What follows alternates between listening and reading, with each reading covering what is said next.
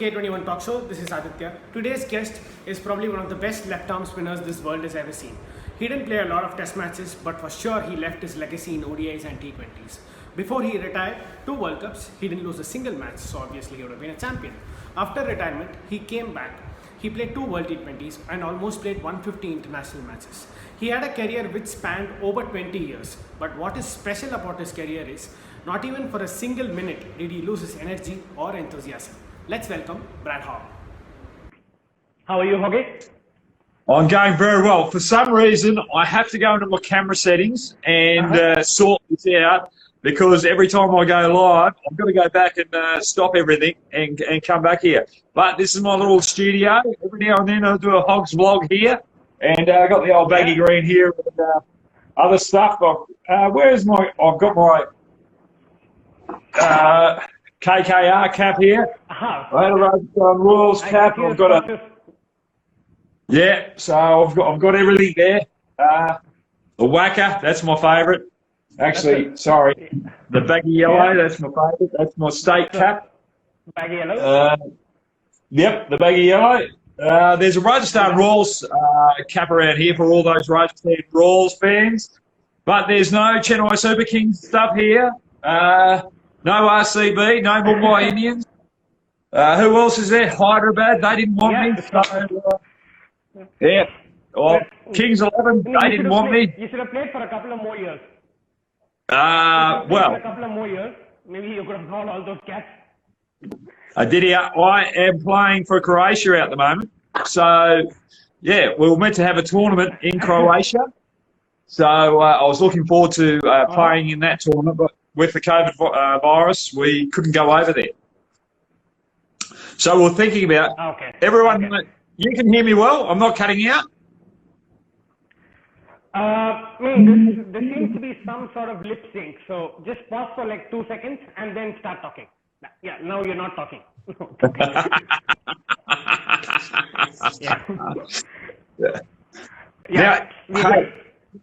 How good has it been back in the house? You were here in 2018.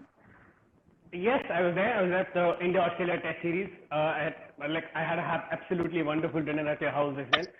So yeah, that was almost like a fan moment for me because I've been an Australia fan all my life, and my father is a massive fan of yours. So, you remember I told you I want to take a photo with you because I want to send it back to my dad. So it was absolutely lovely. So, Hoggy, let's get started. So there's one question which I'm sure is creating is there in every fan's mind is there are a lot of left-arm spinners who pick up finger spin, but there are not a left-arm spinners who pick up wrist spin. Is there a reason why? There are people who started, for example, Bishan Singh Bedi wanted to be a wrist spinner, but then resorted to being a finger spinner. So why do you think this is happening, and who pushed you to do it? Well, if you go back in time, when Bishan Bedi was around, I would say that there was probably more right-handed batsmen batting in the top order at that stage than left-handed batsmen. Now, don't quote me on that, but the reason being is that the LBW rule came in when it came in that you had to hit the player in line with the stumps. It was brought in because it was disadvantaging the player that was turning the ball away from the bat. Away from the bat, and the bowler that was turning the ball in.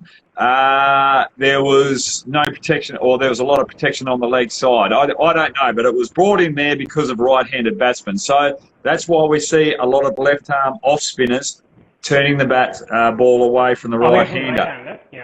Yeah, but now there's a lot more left-handed batsmen nowadays. So you need a mixture of both, and we're seeing more leg spinners, but the left-arm leg spinners. But the other thing is, there was no left-arm leg spinners on centre stage, whether it was in state cricket, test cricket, or even club cricket. So there was no one to look up to. There was no idol, no model there. And the only reason why I started bowling left-arm leg spin is because I went to New South Wales to debut for the great WA. Yep. Yeah. So I'll just put that cap on while we're talking about this. And I went over. Where am I? I went over as a batsman, not a bowler. Yes, I'd never bowled left arm leg spin in my life. So I was in the nets and I was bowling medium pace, and I bounced Jeff Marsh, father of Sean and Mitchell Marsh, and who was the captain of the team. And he tried to pull me, and I got him in the helmet. And Tony Mann, I'm going to bring this up, a little story for everyone out there. He made 100 against India out the whacker as a night watchman.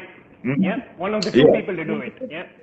Yes. So he came over and said, if you want longevity in the in state cricket, you better not do that to the captain. What about bowl some left arm leg spin? I said, I've never done it before. So I bowled a couple in the nets. They landed, and then he asked me to bowl some wrong-uns, and I didn't know how to do that. He taught me how to do that. And I beat Damien Martin's bat on the outside edge a couple of times, and he said, you should stick with this. And, my preparation was poor back then. I'm playing against New South Wales, my first Shield game, and Tony Mann said, now, this is going to help the players for tomorrow because we're coming up against a left-arm Chinaman bowler in Freddie Freeman. So I'd never heard of Freddie Freeman until that particular moment. So I was going into a game not knowing that they had a left-arm leg spinner. That's how raw I was. So that's the thing. So like you said, I think first Shield season you batted at 5-6 just after Tom Modi or something, and you had a couple of decent scores. But like you said, something flipped in the 95-96 season. You had 2 centuries, and more importantly, you had 21 odd wickets. What changed in that season? In 1996, I can't remember that. I got picked for Australia to bowl leg spin. Yes. Now, around about that time, does everyone you've seen the Ian Chappell article that he picked me back when he was 52? Yes, I have. What is 50? Yeah. So going back to there, I'd only just started bowling leg spinners. So we were there for a week camp where we had Terry Jenner, Kerry O'Keefe. And I was sent over there for WA because we didn't have depth in spinners. And they just thought, I've got a bit of talent. Let's see how he goes, see if he can develop over there. So I'm just bowling in the nets. So it was Tuesday, bowled for 6 hours. Monday I bowled for 6 hours. Then it was on the Wednesday that Ian Chappell was there with Shane Warne. Now, I bowled all day. And Terry Jenner was there, and I said, Shane Warne's having a bowl to Ian Chappell, isn't he? And he goes, yes. What about you come and have a bowl? I said, I want to bowl to one of the greatest icons of Australian cricket. I'm never going to get to do it again. And plus, I'm just bowling more deliveries to get more balls under my armoury. So I was learning a lot there. But I knew I was never going to play for Australia as a batsman because you had the Matthew Haydens, the Justin Langers, the Adam Gilchrist. They were all a lot better than me. So I decided... Yeah, so I was trying to become an all-rounder. And as life went on, I realised that I wasn't going to play as a frontline spinner in Test cricket because you had McGill and Shane Warne. So I just put my art and my skills towards one-day cricket because I knew that I probably had a bit better batting ability than those two. And I knew that I was better in the field than those two. And if I could get my moment, I could make a career in one-day cricket and T20 cricket as it moved forward. And one day, if both of those players were injured, I might be able to get a go out Test level. So, and I did that in 1996. I went over to play in New Delhi, the first Test match that I ever played. And who was your fellow leg spinner? McIntyre. Yeah. McIntyre. Yeah. So I am on bowling to Sourav Ganguly, and I've decided to come around the wicket. Mark Taylor comes up to me and goes, Hoggy, why are you coming around the wicket? And I said, just for something different, Mark. Just come around the wicket, change the angle. What's your game plan? Just get it on a good spot and hopefully beat the outside edge. And he goes, no, what's your game plan? What's your field? I said, Mark, I've been bowling these for a year and a half. I don't know why I'm here, but can you help me out? And so he helped me out. He was cool as a cucumber. Ganguly hit the next ball for 6, and I think I got the next delivery after that caught first slip. But I won't tell you the shot he played because caught first slip, it sounds like a good ball. So we'll leave it out there. Yeah, we'll just leave it there. Yeah. I mean, I'm sure you've been asked this question a lot of times. So your cricketing timeline almost matched exactly with Juan and Megan. Meaning if you've been part, and you almost got a chance, like you said, whenever those guys are injured or when those guys are available. Have you felt at some point that if you had been part of some other era, you could have played long? For example, if you had been part of this era, it would have been an absolute treat to watch you and Lyon bowl together in all formats of the game. Like, have you ever thought along those lines, or are you carrying some regrets? No, never carry any regrets. I think, look, I'm proud, and I'm proud what I've achieved. I came through one of the toughest periods of Australian cricket. Our first-class system was probably some of our first-class contests were a lot better than some of the international games that I've played. It was we just had an era of absolute geniuses. We had depth. We probably could have played 3 teams in international cricket and still had pretty good success with all 3 teams at that stage. So I don't wish I was in another era. I'd rather it be a harder road than an easier road. And you're talking about Nathan Lyon. I don't think people realise how good Nathan Lyon is, because the wickets today in Test level are a lot flatter than what they were back in the day, and they're more conducive to spin through my era. So not taking anything away from the spinners back then, because it's a different era, but what Nathan Lyon has achieved right now, he is one of the greats that we've seen, and I'd put him up there in the top 5 best off spinners that the world's probably had in international cricket. Absolutely, and that's why I think he's aptly named the GOAT. Sorry? That's why he's aptly called the GOAT, the greatest off spinner of all time. Oh, yeah, the GOAT, yes. What does that mean? There's so many different definitions, but look, he's the greatest of all time. That's the definition of GOAT. Whether he's the greatest of all time in the off-spin department is yet to be seen. Look, I appreciate what Ashwin's done, and Ashwin's got to do what Nathan Lyon's done. Nathan Lyon going over the subcontinent, he's worked out a way. Ashwin coming here, if he comes this particular Test series, it's up to him to dominate his craft, because that's probably the hole that India have at the moment to beat Australia on home soil with Warner and Labuschagne and Steve Smith back in the team. So that's one question. In fact, you brought a very interesting point up. So Lyon, obviously, initially when he first toured Asia, he struggled. And then later on, he had to work and then prove himself. Ashwin, initially, when he made the 2011-12 series against Australia in Australia was his second series or something, when India absolutely got flogged 4-0. The thing is, what do you think is the reason they struggle? Because one of the things that I noticed is, again, correct me if I'm wrong, when we were working with Channel 7 last year, so we did something on how, the visiting Sri Lankan spinner Dilruwan Pereira, he was not bowling with his hip, if you look at Lyon, he swivels on his left foot, but whereas Dilruwan Pereira was not doing it. Even Ashwin doesn't do it a lot. You think this could be one of the reasons why they can't import more revs on the ball and then thereby increase the amount of spin? You think this could be one of the reasons? Yeah, I think bowling over in the subcontinent is a lot different to bowling here. Here in Australia, you need a lot of overspin. So what we're talking about that is a seam going down the pitch as such. Whereas in India, especially later on even in a one-day game, let alone a Test match, you bowl with more side spin. And generally what you see, and Hogg was very good at it, where the ball would either hold up and turn, grip it on in the surface, or stick straight on, because there's different patches on the pitch over in the subcontinent which allows for that natural variety off the pitch. Whereas in Australia, you've got to make that variety, and because the wickets are a little flatter here and more conducive to batting, you've got to get that extra bounce to hit the bat higher up on the splice and make it difficult for the batsman to drive. So you've got to adjust in that. Nathan Lyon's still adjusting. He's trying to bowl more arm balls over in India than what he'd do here in Australia. And the likes of Ashwin have got to adapt when they come here as well, bowl more overspin if they can. It's a very hard thing to do.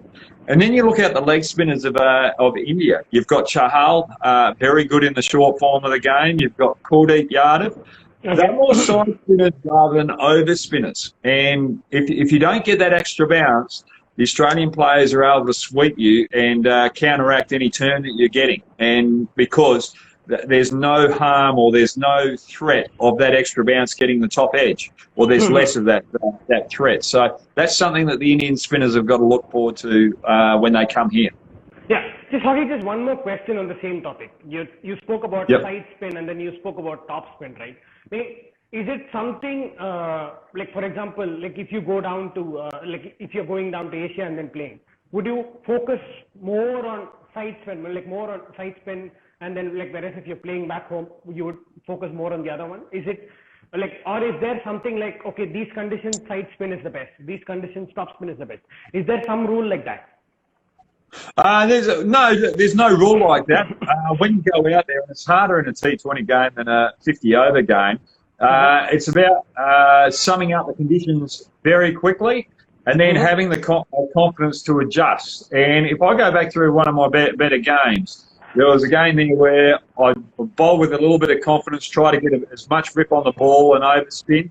This was in Sri Lanka. There was not much happening. It was coming off slow off the pitch. So I went back and just bowled back spinners. So 95% of my deliveries that particular one-day fixture was just back spinners, and they were just turning massively, and then the odd one going straight. So you have to sum up the conditions when you get there and look at the variety that you've got within your armoury. Do you have the confidence to adapt on that particular moment to go something that you're not accustomed to? And that separates the greats from the not so, from just the, a regulation international cricketer. No. And that's why you look at Shane Warne. Shane Warne's, that's why Shane Warne was so good. That was so same as Muralitharan. They were able to adapt to different conditions. And Shane Warne had his troubles over in India as well. He could never do that in India. He always struggled here. Yeah, but he's still hanging in there. And look, if I look back at his record, is not as good as any other area. But he still put pressure on the Indian batsman. He didn't bowl as badly as what the stats say. So he found a way. And when he went over there for the Rajasthan Royals at the T20, he did all right there too. Yeah. So it just shows how good Shane Warne is. Yeah, like talking about, like you were talking about big turners. So Shane Warne obviously had a massive turn. From whatever I've seen, I think Stuart McGill was probably a bigger turner of the ball. You and Stuart McGill share a couple of bonds. So you guys debuted in first class together, the same match, NSWWA at SCG. And McGill's last ever career game was against you, the BBL 01 final. Was it? Oh, right. Have you ever guys spoken about it? Like, do you guys stay in touch at all? Like, probably three of the best wrist spinners of that generation. No, well, Stuart and I, we're the same age, so we had a lot of contests in school cricket as well, and we played against each other in hockey. I debuted as a batsman that game. He debuted as a leg spinner. I didn't bowl a ball that game. So, and to be honest, when Stuart was here in Western Australia, we thought, he's probably not going to make it to have a prevalent career like he did. He's quicker than Warney to 200 wickets, I think. Yeah. But when he went to New South Wales, there was something that changed in him. The confidence was just huge. You could see the presence. And the wickets over there, the captains over in New South Wales helped enhance spinners and promote spinners. So he was in a better environment, and you just saw this little seedling that had a little bit of talent just grow into something massive. And full credit to him for making the move, getting out of his comfort zone, and just having the will to succeed like he did. Just backed himself, and he should have played a lot more Test cricket and probably a lot more one-day cricket as well. Maybe. Just stressing on the same point for the last... Maybe. Maybe. So, stressing on the same point. So, it's like Australian selectors back then, they actually frowned at the idea of playing two out of you, Wani and McGill in the same game. Like nowadays, there are teams like more than happy to line up with two leg spinners. It's just unbelievable they resisted that urge for so long to play two out of you, McGill and one. Meaning, if you guys are playing for Sri Lanka or India, if you guys are Sri Lankans or Indians, I think you would have played some 200 matches together and then taken some 1,200 wickets. Oh, yeah, but you're in different environments, and you can always look out hypothetical, and all these things can happen. But we're Australians. We grew up here, and I think everyone that played through that era is appreciative that they grew up through one of the better eras of Australian cricket. And you just can't take that away from each individual. So we've been very lucky in that regard. Yes, if we grew up in different countries, probably all three of us probably would have played together at some stage hell of a lot more. And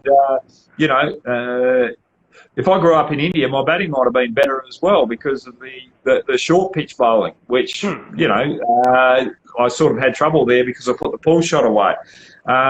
So these things you can always look back and say, yeah, that could have happened, but you've just got to move on with it and appreciate what you achieved. Be lucky or be grateful for what you achieved, because not everyone gets to be in our shoes and get to represent our country, let alone go and play IPL cricket, see other cultures, experience other cultures. We've been so blessed, and what we've got to do as past cricketers is try and promote the game in a positive light moving forward. Yes, if something needs to be said that's negative, well, yeah, do say it, do bring it up. But let's push these the younger generation forward and make sure they expand, they exert their full talents, because the cricket at the moment, there's a lot of talent out there, and I'm really enjoying what I'm seeing. Absolutely. I scrounged the internet last night. I think I spent about 2.5 hours trying to look for a photo of you, McGill and One together. I just couldn't. You wouldn't find one. Nope. You wouldn't be able to find one. Nope. You never took one? Shit. No. Like, Hang on. There might have been one. Huh? There might have been one. No, there wouldn't have been one, because we were in different groups out that camp that Warney and McGill didn't like back in 2007. So we went for a military camp through the bushes of Queensland. I absolutely loved it, being a country boy. I wanted more of it. Those two didn't even want a bar of it from the start. So, that's... I don't think there'd be a photo of us two together, us three together. I'm telling you, from a fan point of view, it's an absolute tragedy. It's no. It's so tragic when the three of you don't have a photo together. Yeah. How did this... Well, I'll tell you what. Sorry? Got to say, there's probably 1,000 wickets between us in Test level, and I didn't get more than 20. Yeah. But you did get your fair share of lot in ODIs. I think between 2003 and 2007, I think I wouldn't be too wrong in saying that you were probably one of the best spinners in the world. You had established yourself so much. You were an absolute gun in World Cups, 34 wickets, a stunning average, very good economy rate. How is it, like, what is that phase between 2003 and 2007 like? Playing in such a dominating setup. You didn't lose a match in World Cups. Yeah, look, I think the one big advantage for me is that there weren't too many Chinaman bowlers around, so left-arm leg spinners. So it was very hard for batsmen to gauge. And if you look at the 2007 World Cup, I was 12th man a lot of the time for Australia leading into that World Cup because they were just trying to hide me from the teams that were playing. I think we played New Zealand, England. There was another team as well. So, South Africa. So I think, just having that up your sleeve, just something that's different and hiding it away, I think that was a huge advantage for Australia and also for me to have a little bit of success over there. But at the end of the day, not losing again through those two World Cups, the teams that we had were unbelievable. And the dynamic of the first team was completely different to the dynamic of the second team. The second team was probably a little more serious than the first team. We had a lot of comedians in the 2003 World Cup, like Jimmy Ma, Andy Bickle, but then we had a lot of serious people. Ian Harvey? Ian Harvey was there? Jimmy Ma. Okay. Jimmy Ma. Yeah. He is probably the funniest cricketer I have ever come across. He is vital on any squad. And if you look back through that 2003 World Cup and then the tour to the West Indies afterwards, even though he didn't play any cricket, just his humour, his character, what he did off the field with that group of guys was unbelievable. He was phenomenal. When things were down, he was the one that picked everyone up. So, you have all these heroes out in the middle, like Ponting getting his hundreds, Gilchrist getting the 100 off the squash in the squash ball with the squash ball in his glove. But no one made a better influence than Jimmy Ma off the field. And you need those. Yeah, never heard that before. It's absolutely lovely to hear that. So, well, I'll give you. Yeah, I'll give you a little story. We'll play New Zealand at Port Elizabeth in the 2003 World Cup. We're probably 100 behind, and the great Michael Bevan was out in the middle. You talk about one-day cricketers. Virat Kohli's exceptional. Michael Bevan is probably it's a touch and go with Bevan and Kohli, but Michael Bevan is up there as the best batsman ever to play one-day cricket. He was phenomenal. So anyway, I've gone out there and faced Shane Bond, needing 100 or thinking, right, come on, Hoggy, you can handle that. You can get us here. Golden duck right on the big toe. I'm running back. I'm walking back, absolutely annoyed with myself, a little angry, and Jimmy Mars ran past and gone, thank God for that. Now we've got a real man coming out and handle the situation. A Queenslander. So, and they just put a smile on my face. I walked into the change rooms. Instead of being angry, I was happy. I walked past Andy Bickle, with a smile on my face rather than that negative attitude. And, those little moments are key moments in a World Cup, and it was Jimmy Ma who did it. Yeah. No, the 2003 World Cup, if I'm not wrong, had two wonderful matches. One was against New Zealand when Shane Bond took a 5-4 or a 6-4. The other was against when was this? 2003 World Cup. No, Warnie didn't play the World Cup. No, sorry, Shane Bond. Yeah, Shane Bond, yeah. Shane Bond took a 5-4 or a 6-4. And there was one other match when Andy Bickle took 7 or 8 wickets, and then he and Michael Bevan had to bat out of their skin to get Australia home. I think that was England. Yeah, that was England. Yep. Yeah, so that is two wonderful matches. So Hoggy, highs of 2 World Cups, and then late 2007, you sort of found your way back into Test matches. You even played a couple of Test matches. You even got your fur. You even got Sarov out again. Everything was going so well, the highs of World Cups and all that. But out of nowhere, your retirement seemed a little abrupt. Like you sort of decided, okay, this was it, and then you called it quits. Probably all of a sudden, and then surprised most of the people, most of your teammates too. Yeah, I was having a lot of problems off field, so I had to go and sort that out. And it was either having the family together or getting divorced. So yeah, it was a tough decision for me, one that I didn't want to make. And at the end of the day, you know, when you give something up that you have worked so hard for other people, it sort of it doesn't create a good gel within that environment that you're moving into. Especially when I had that opportunity to go to England and play in an Ashes Test series over in England, something that I'd always dreamed of, and that spot was mine. And that didn't go down too well for me. And I couldn't watch cricket for a good year and a half after that. But, you know, I ended up getting divorced, meeting a new partner in Cheryl who saved my life, rejuvenated me to play cricket. Then all of a sudden I was back on the 2020 circuit. So I try to go back and play first-class cricket and get back into the Test arena, but Mickey Arthur wouldn't allow it. He was the state coach at the time. And I actually nearly went back and played one game for WA because they were short for a couple of injuries and they needed a spinner. I was on 99 games and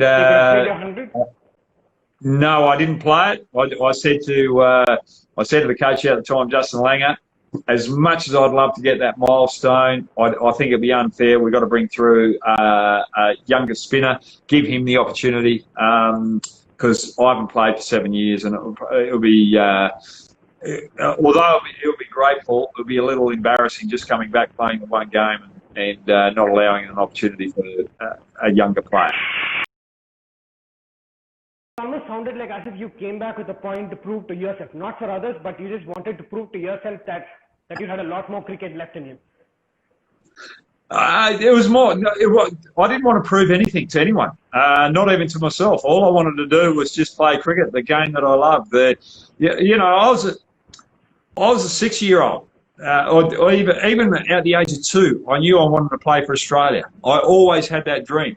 I've actually got a photo up here of when I was a kid. It's on my Instagram feed, actually, that of the kid, if anyone wants to get in there and have a quick look at it.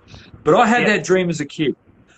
All I did was hit balls, bowl balls in the backyard. When I was doing sheep work with Dad on the family farm, he would drop me off out the back paddock. So we had 3,000 acres. So it was 5 kilometres to bring the sheep into the shearing shed.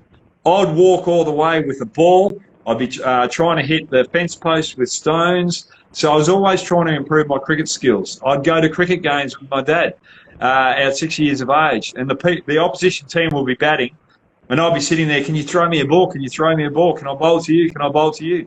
And I just wanted it. And when I got that second opportunity, it was just like a kid in a candy store. I just wanted to play for as long as I possibly could because I knew it was going to end at some stage. I was disappointed that I didn't play in that Ashes series, but at the end of the day, that's life. You make those decisions. You can't regret what's happened in the past. You can't dwell on it, because if you dwell on it or you try to live and continue to be the person that you were back then, you're never going to evolve. You're never going to go forward. So don't just be defined as the cricketer. Move forward into something new. And I think that's important for everyone that's listening here. You know, you go to uni, you'll do your studies, or if you're not going to be a cricketer, all of a sudden you get into a job. That job doesn't define you. It's where the path that you're going forward that ends up defining who you really are, and your values as well. Yeah.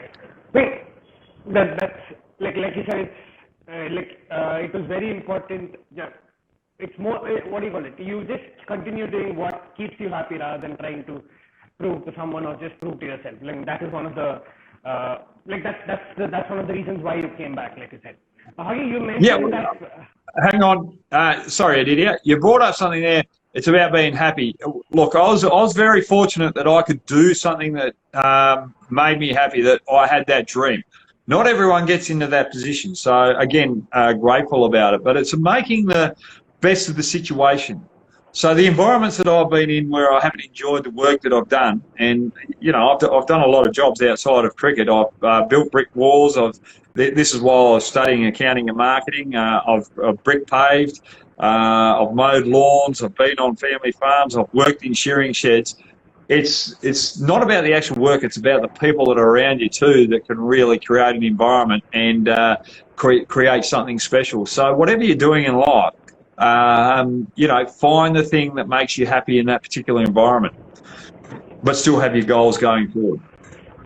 Lovely to hear that. I think it applies not just in sport, it generally applies for a lot of other stuff as well.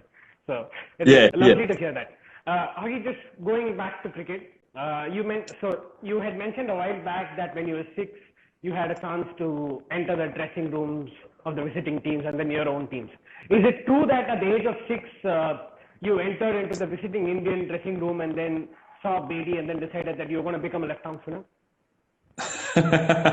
No, not become a left-arm spinner. I saw Prasanna there and Vishen Bedi, and then I think it was back in 19.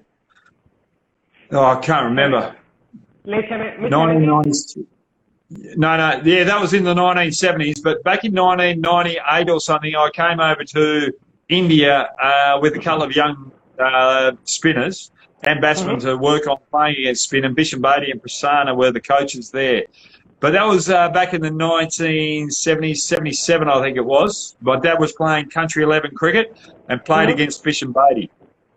And when I was in the nets 10 years later, he had the Jugs ball machines with the 2 wheels. Yep. So he had it on an angle like this, and the ball was spinning out and then just kicking. And I'm going, that's impossible. No bowler's going to do that. And he goes, Vishen Bedi did that to me while I was playing him in the Country 11 versus India game. But I've got a photo with Vishen Bedi, and apparently the comment was, Mr. Bedi, that hat on your head. Yes. That's not doing any work. That's not doing any good. It's not keeping the sun out of your eyes. So I wasn't informed of the turban and the cultural aspects there. The religious importance. Background. Yeah, and that I think that provided a bit of a laugh in the Indian dressing room actually. So yeah, it's one of those awkward moments where you sort of as a kid you get caught out and you don't realise that it could cause a bit of havoc in between the 2 cultures. But he was great. He was fantastic, and I love Vishen Bedi. He was sensational, brilliant. I wish I spent more time with him. Yeah, like talking about awkward moments. There's one more where in some interviews you've denied, some interviews you've accepted. You getting after dismissing Sachin, you went and asked him for an autograph, and then he put a sly message to you saying, "I'll never get out to you again." Did it happen? Did it not happen? Yeah, it did happen. I've got I did a blog on it actually a couple of weeks ago, or about 2 months ago.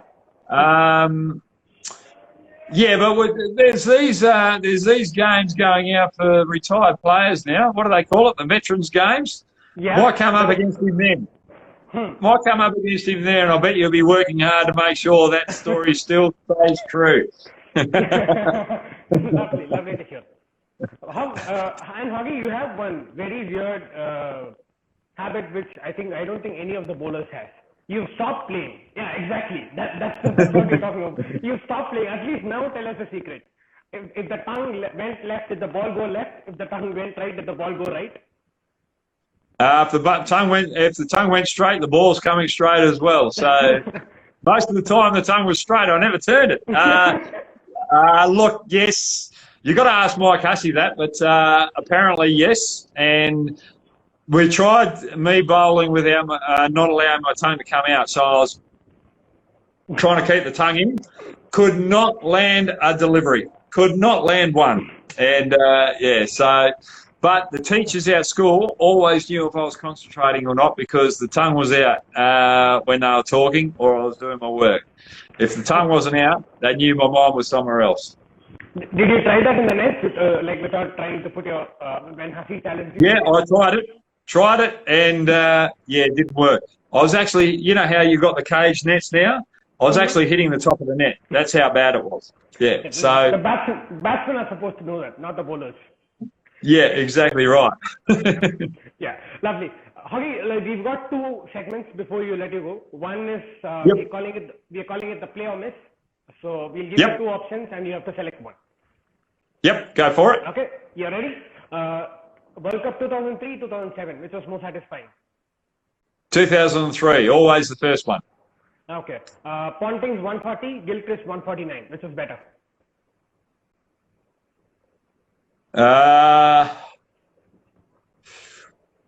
Gilchrist. Okay. They had Muralitha in there, which was a huge problem, and he took the game away from Sri Lanka with that particular innings. Lovely. But Andy Flower. it's only just. Yeah. Andy Flower 2003, Flintoff 2007. The Flower by mine. Yeah. Okay. Sorry to Mr. Flintoff there, but Flower. I was doing the team meeting with Darren Lehman and Ian Harvey, and we're talking about Andy Flower for about 40 minutes. And I said, for Christ's sake, just give me the ball and I'll get him out with a flipper. And they said, you can shut up now, Hoggy. No more input from you. And it was the second over. I bowled the first over. Grant and Andy had swept me a couple of times the over before. I was out the top of my mark. Do I go with the flipper? So that's the flipper there. Where I flick it out from the off the thumb. And I'm out the top of the mark and I'm going, John Buchanan always says, bowl your stock delivery first in every over.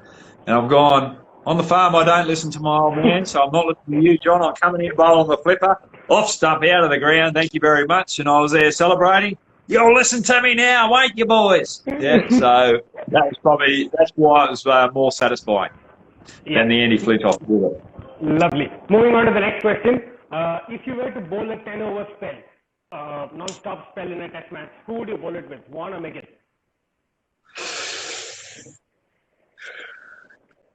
In a one-day game? No, in a test match. You'd have to go Warning, yeah. That's a tough one. Just because of the aura around Shane Warne, his greatness. And that's nothing against Stewie McGill, because Stewie McGill's record is absolutely sensational. It's just as good as Shane Warne's. It's just that Shane Warne played a lot more cricket and had a lot more wickets. Yeah. Left arm spinners, Herath or Dan Vettori? Oh, you have to go with Herath, because he got to the age of 40, didn't he? Yeah. Dan Vettori just pulled the plug a little too early. you still beat, but Herath still didn't beat you. You beat him. Yeah. No, Herath. Yeah. Just, I love both of them. That's a hard question. Yep, go for it. Yeah. Okay. This is the last bonus question. Nat 5 or Josh Kennedy? Oh, Nat 5. You're a Dockers man. Yeah, I'm a Dockers man. You follow your football. I follow Essendon. Yeah. Lovely. Okay, just the last segment. This is how well do you know yourself. I'm sure you know yourself very well. But in terms of numbers, we'll have to test it. Yep, rightio. Go for it. Yeah. So, first question. What is your highest score in first-class cricket? Don't know. 100. I got 150 somewhere. Yeah, for Warwickshire. Hey? For Warwickshire. Okay. Yeah, Warwickshire. Yeah. Again, I don't know how many it was. It was 150 plus. Rightio. Good. Yeah. Yep. Second question. Your first IPL wicket and your last IPL wicket, both of these players are current captains of IPL teams. Can you guess the two?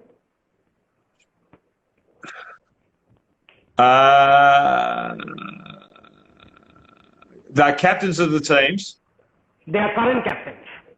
Rohit Sharma would have to be one. Yeah, you're right. So the last wicket is one of the teams that you played for in the past. That clue I can give you. Right. Who's captain of KKR then? Got it. Dinesh Karthik. Yeah. Dennis Cardiff. He was one of the hardest ones to bowl to too. I wouldn't have got that one. The only reason why I said Rohit Sharma is because we're playing in South Africa with remember the Champions Trophy stuff? Yeah. And I said something to Rowett, and then the next ball, so this was a practice match, it wasn't a serious match, and I bowled the next ball and I bowled him, and he looked at me and he said, "What did you say before?" And I said, all right, we had a bit of a misaltercation, a language barrier back there. So, so I don't know. It was just something there that I knew about Rowett Sharp. God, he's a good player. I love watching him. Absolutely. He's one of the best. I think there are some who rate him higher than Kohli also, but that's a debate for later. We'll have that later. That's a debate no one's going to win. Let's see. You dismissed one player 6 times in international ODI cricket. The only player who you got out 6 times in ODI cricket. Who was he? 6 times in one-day cricket. Yeah. Asian. It's got to be a Sri Lankan then. Close, very close. You're getting there. Joe Wardner. Lovely. You got that done. You got that right. Yeah. I think. Can I elaborate that on that? Please, the only reason why that name came about because in team meetings against Sri Lanka they'd say, right, you got to get the ball to Hoggy, And there was one game there where when Joe Wardner comes out to the crease. So Joe Wardner's come out to the crease. I'm sitting there warming up. He gets to 50. And then Ricky Ponting turns to me and goes, right, warm up, Hoggy. I'll get to the top of the mark. I said, why are you bringing me on now? He goes, well, we've got to change it up. We've got to bring the spinner on. I said, well, he's 50. I'm meant to be a weapon when he first comes out, Ricky. That was what I said at the team meeting. So that's the only reason why I know. That's the only reason why Joe Wardner came up then. Yeah. Okay. Your highest ODI score with the bat? 71. You got that right too. Yep. You got that right. Yeah. The only reason being that's my birth year. Oh, correct. Yes. How Yep. can I forget that? Hoggy, we'll just take a couple of quick fan questions before you let you go. Yep. Go for it. So your views on the new BBL rule changes? Oh, rubbish. The only substitutions, if we had, so this is one thing that people can bring up, substitutions. You don't substitute a bowler or a batter at any stage in the game. So if a batter's not scoring runs, just don't bring in another batter. I don't like that. If a bowler's not doing well, don't change that. But what about this? You have specialist fielders. So a bowler can bowl his over, walk off, have a specialist fielder, then come back and bowl the next over, because fielding is a very important aspect of cricket, and I think it needs to lift, and I think it would do wonders for the game if we had specialist fielders out there. And if you have a pinch hitter, you can also swap that pinch hitter with a fielder, but not with the art of batting and bowling. But that particular fielder has got to come from your squad. Can't be someone that you pay from outside. He's got to be on your roster, and he's got to be able to bat and bowl. The other rule changes. This is 4 overs of a bowling power play up front, and then two overs for a batting power play later on in the game. I like that rule. Should be in all 2020 cricket, because you want to see the new ball stop swinging after the 4th over. So you want to see that aggressive cricket with opening bat against a decent opening bowler with the ball swinging. Once that stops, if the bowling team's got on top, the batting team can be a little conservative, get a partnership going, and have 2 overs in the latter stages to really capitalise on those field restrictions with only 2 players out. But you're not allowed to have the 2 overs after the 16th. Yeah. The other rules. I'm interrupting you there. So you're talking about the 4 power play overs and then 2 being separate. Wouldn't that actually harm the strategies of the bowling teams? For example, CSK have someone like a Deepak Chahar, whose job is to bowl 3 overs in a power play. So there are a lot of teams who actually carry bowlers whose role is to bowl 3 overs in the power play. So if you're splitting this now, I mean, doesn't this greatly affect the strategy of the bowling team? It does. It does in that particular regard, but then it shows adaptability for the particular bowler as well. So it's only a short, sharp game, and I totally agree with you there. There's a beautiful argument for that. I just like to see something different in the game. So in that middle period where we just see it just slow down a little bit, we can just have a little bit of a game change, a different plan strategy there where we've got 2 overs. I just think a little change up in the middle of the game, I think it needs it. Otherwise, it just becomes too predictable. I just think I just like to see a little different strategy in there. And the other thing is, if you're going to have 2 strategic timeouts in the IPL and strategic timeouts everywhere else, well, let's have something to have a strategic timeout about. When are we going to use the 2 overs? How are we going to utilise those 2 overs? Simple as that. So the strategic timeouts at the moment are a waste of time with the rules that they are. Going back to the BBL, the drafts with overseas players need that as well. What were the other rules there? There's one which is very harsh on the bowlers, 3 hit for a wide. Oh, that is ludicrous. There's so much inconsistency with umpiring calls.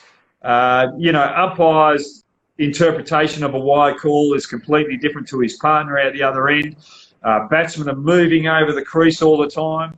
If you're going to bring that in, if you're going to bring that wide rule in, if the batsman's moving everywhere, the furthest place that his foot has planted on the leg side becomes the wide line. So if he goes out outside the leg stump and comes back in, with that movement, he's created a wide line for the bowler to bowl. And at the end of the day, we're so harsh on those leg side wides, and the least protected area on a cricket field for the fielding team is behind square. You can only have 2 fielders there. So, batsmen, work on your game. Lovely. Moving on to the next question. How was your journey with Perth Scorchers, and how much influence did JL have at that point of time? Oh, look, I think if you look at the Perth Scorchers, we were very lucky in that regard that, yes, we had Justin Langer as the coach, but the personnel we had, that is the best culture I have ever been in. I have not walked into a dressing room where everyone is in sync like we were. Everyone just knew what everyone was about. If you're talking about culture, that was probably the perfect culture you could have in a dressing room. There are no egos. Younger players could come up to the senior players and say, I think this. I had Ashton Turner, who was just coming onto the scene at this stage. I was bowling before a game. Things weren't right with my action. I just wasn't feeling confident, as I always do the day before a game. I always overbowl because I just want everything to be perfect. And he just came up to me and goes, Hoggy, you're dominating this competition. Mate, you should be full of confidence. Get out of here and go home and rest for tomorrow. And that was a young player coming into the environment. And, we had that respect for each other, and that makes a huge difference in the culture of the game. The young player just feels part of the family like the old guy that's been there for a long time. Lovely. There's one other question, which is, you're one of the few Australians to have actually commentated in regional leagues. So one question is, how was your experience as a TNPL commentator, the Tamil Nadu Premier League? Absolutely loved it. Loved going around the countrysides of Tamil Nadu. The competition was good cricket as well. A lot of good cricketers coming through Tamil Nadu, but just taking the game out to the regional areas, because a lot of young cricketers don't get exposed to first-class cricketers in that arena. And I think if we're going to do that, we've got to do more, that we go out and promote the game into schools and just encourage kids to go and play hardball cricket. Because I went to a number of schools there and did some talks, played a bit of cricket. God, there's a lot of talent there. The young kids that are coming through over in Tamil Nadu. I reckon in about 10 years' time, with the talent I've seen, Tamil Nadu could have their own international team and beat everyone in the world with what I saw. But it's just two about kind words, very kind words. I'm from Tamil Nadu, so I like that. I'm liking that. Where are you living? We based out of Chennai, Tamil Nadu. Oh, yep. Yeah, no, but so you're in Chennai? Yeah, we are in Chennai. Yep. Yeah. Just last question. Would love to hear about how you trapped Brendan McCullum in Eden Gardens. What was the planning behind it? I'm not able to recollect the wicket. Well, that was LBW. Look, Brendan McCullum always wants to come after you. He's going to play that aggressive game. And he likes to use his feet, but he also likes to go deep in the crease. And one thing with Brendan McCullum, because he's moving all the time, you've got to try and just play or try and be in front of him. So what I was trying to do was trying to get him to come forward and then get him to go back to a ball that was a little fuller. And, yeah, that happened that night. So he's looking to get forward, and I just managed to pitch one that was just a little shorter that he wouldn't be able to get down to it. So he had to readjust and get back. So that night he was in a mood there where he wanted to charge me. There's other nights where he wants to sit back and try and pull. Sorry, I have to interrupt you. We are running out of time, so we have only 10 seconds left. Before that, I want to absolutely thank you for giving us your time. It was lovely catching up with you. Thanks very much, Didier.